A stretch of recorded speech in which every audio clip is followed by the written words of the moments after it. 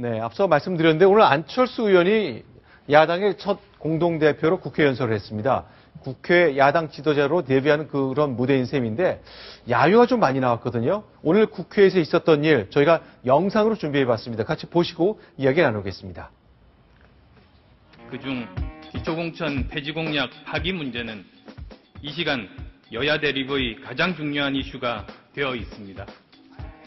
참으로 안타까운 일입니다. 존경하는 국민 여러분, 왜 대선 공약 폐기를 여당의 원내대표께서 대신 사과하시는지요? 충정이십니까? 월권이십니까?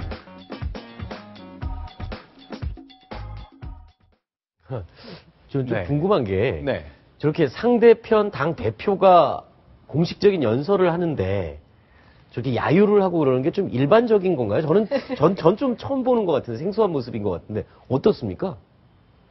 아주 일반적이에요. 아, 이 정치권에서는 아주 흔히 볼 수 있는 일이고요. 네. 보통 상대당 대표가 저렇게 연설을 할 때는 이 상대당에 있는, 그러니까 지금 오늘은 이제 야당 대표가 했는데 여당 의원들 입장에서 보면은 피가 끓습니다, 여러 가지. 네. 아, 그러면 어제 최경환 원내대표가 연설을 할 때의 민주당 쪽, 야당 쪽 분위기는 어땠습니까?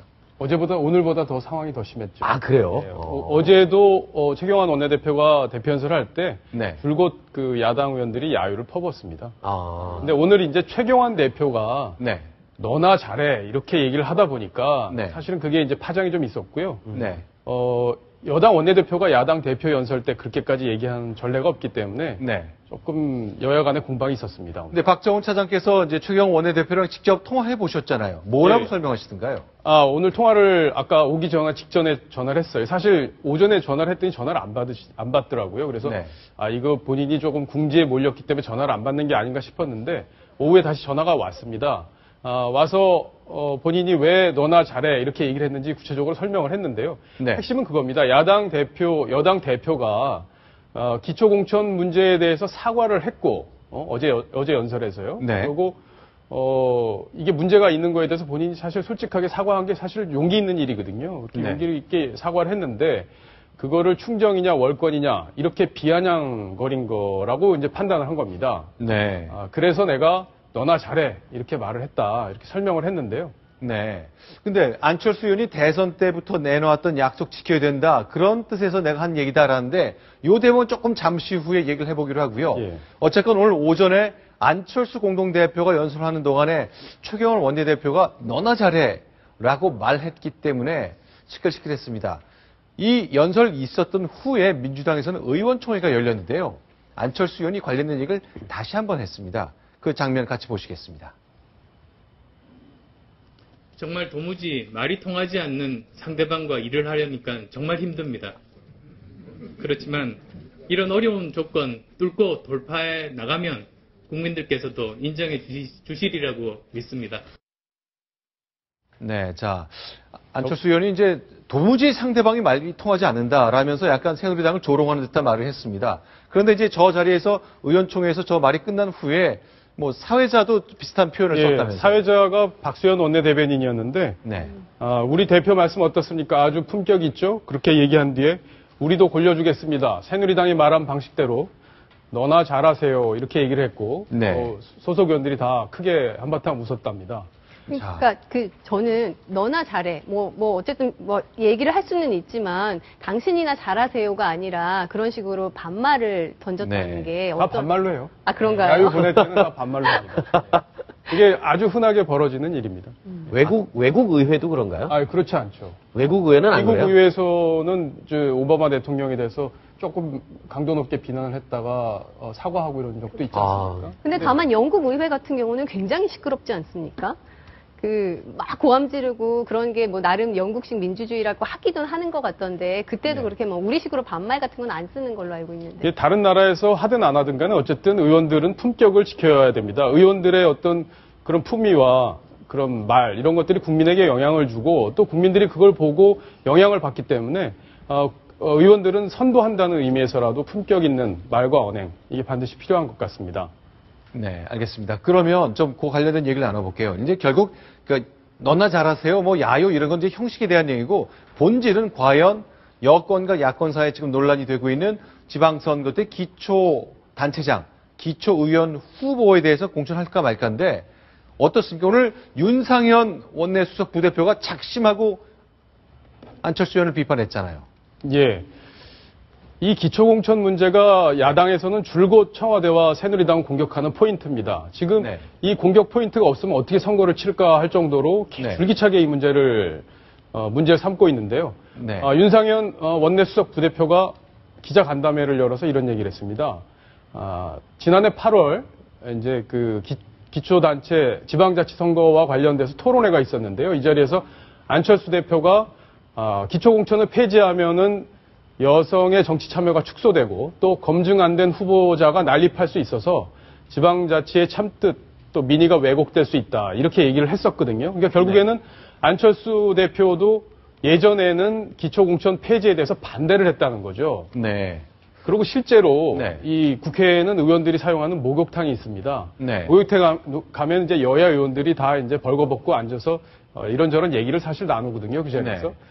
그 자리에서 여야 의원들 사이에 많이 오갔던 대화 내용 중에 하나가 바로 기초공천 문제입니다. 네. 이 자리에서 이제 야당 의원들 중에도 이 기초공천 폐지가 문제가 있다는 분들이 사실 많이 있습니다. 네. 그러다 보니까 목욕탕에서 새누리당 의원들한테 여보 우리는 이제 당론으로 지금 이걸 반대할 수밖에 없는데 새누리당에서 좀 지켜줘. 이렇게 또 얘기하는 그 야당 의원들이 심심치 않게 있었다고 해요. 네. 네. 그래서 이 기초공천 폐지에 대해서는 사실 부작용이 있는 게 사실이고 여야 간에 이게 논란이 있고 이런 문제인데 안철수 의원이 과거에 했던 발언과 지금 다른 포인트로 그러니까 생각이 왜 바뀌었는지를 설명하지 않은 채 계속 청와대의 약속을 지켜라고 요구를 하니까 네. 이 부분에 대해서 새누리당이 이제 본격적으로 공세를 펴기 시작한 겁니다. 자, 그러면요. 일단 제가 몇 가지 좀 질문을 드리겠습니다. 첫째, 작년 8월에 안철수 의원이 기초공천, 정당공천 피해자면 안 된다고 말한 건 그건 팩트 맞습니까? 예, 맞습니다. 그런데 그렇다면 물론 이제 그 정당공천이라는 게 광역선거도 있고 기초선거도 있으니까 기초선거만을 말한 건 아니지만 어쨌건 정당공천이 필요하다고 얘기한 거잖아요. 그럼 이게 좋은 공격 포인트, 반격 포인트가 될 것 같은데 새누리당이 이런 사실 공개한 건 오늘이 처음 아닙니까? 아니, 그전에도 얘기가 나오긴 했었는데요. 얘기를 여러 번 했었어요. 예, 얘기가 나오긴 했는데 네. 이제 본격적으로 대표가 돼서 네. 야당 대표로서 여당을 공격하고 청와대를 공격하기 시작하니까 이제 이에 대한 맞대응을 공식화한 겁니다. 아. 그러니까 저거 말고도 사실 안철수 의원이 약속했던 게 사실 여러 가지가 있어요. 잠깐만요. 그럼 아까 최경원 원내대표가 말한 대선 때 했던 약속을 지키라 뭐 이런 얘기입니까? 예. 그 외에 그러니까 안철수 대표가 네. 2012년 대선 직전에 했던 또 여러 가지 약속들이 있지 않습니까? 정치개혁 플랜들. 그러니까 이른바 새정치라고 하면서 내놓은 플랜들이 여러 가지가 있는데 네. 그 중에 이제 중앙당 폐지, 또 국고보조금 축소, 이런 문제들이 있습니다. 의원 정수 축소. 네. 근데 이제 안철수 대표가 지금 민주당에 들어간 뒤에는 이런 문제에 대해서 이런 방구하지 않고 있다. 또 안철수 대표가 그 새정치 민주연합을 만들기 전에 그 야당과 지방선거에서 민주당과 네. 연대하지 않겠다 이렇게 약속을 하지 않았습니까? 네. 그 약속도 이제 안철수 대표가 파기를 하고 지금 민주당과 사실상 합당을 한 거기 때문에 네. 이런저런 약속에 대해서 안철수 의원이 지키지 않고 있고 또 안철수 의원의 새정치가 모호한 상황이기 때문에 새누리당이 그걸 이제 본격적으로 공격을 하겠다. 이렇게 받아들이면 될 것 같습니다. 자, 그럼 이제 안철수 의원은 의원총회 때 새누리당 도무지 말이 통하지 않는 상대라 참 힘들다는 얘기를 했는데 지금 얘기를 들어보면은 새누리당에서는 안철수 의원이 너무나 많은 약속을 지키지 않고 있다고 얘기하고 있고 안철수 의원은 말이 안 통한다고 얘기하고 있으니 정말 평행선을 그것도 이룰 게 없을 것 같네요. 예. 앞으로 당분간 이 공방은 계속 될 수밖에 없을 것 같습니다. 네. 알겠습니다. 그러면 이제 안철수 의원은 이제 정당인으로 또 정당 대표로 오늘 데뷔한 첫 무대였는데 메시지가 좀 갇히고 서로 공방에 좀 묻히는 것 같아서 좀 안타깝긴 합니다만 오늘 윤여준 전 의장이죠. 안철수 의원의 멘토였었던 분인데 언론하고 인터뷰를 한번 했는데 오랜만에 그 얘기를 꺼냈습니다. 새정치에 대한 생각을 좀 밝혔다면서요. 예.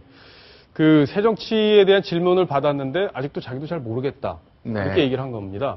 저도 이제 그 국회를 올해 출입하면서 안철수 의원이 얘기하는 새정치에 대해서 여러 번 들었는데 아마 한 1000번 넘게 들은 것 같아요. 앵커께서도 여러 번 들으셨죠? 새정치에 대해서? 안철수 의원이 말한 새정치라는 예. 혹시 그 개념이 와 닿으십니까? 내용이나 개념. 약속을 지켜야 한다. 예. 정치를 잘 해야 되고 그렇죠. 민생을 중시해야 되고 예. 다 원론적인 얘기입니다. 합리적인 생각을 가져야 되고 뭐 그런 거죠. 그러니까 누구나 할 수 있는 사실 얘기입니다. 굳이 네. 안철수 대표가 아니더라도 저런 정도의 생각은 얼마든지 할 수 있고, 그러니까 안철수 의원이 새 정치를 표방하고 나왔고 새 정치를 대표하는 우리 정치인이기 때문에 그에 걸맞는 구체적인 내용, 또 이렇게 해야 우리 정치가 바뀔 수 있다.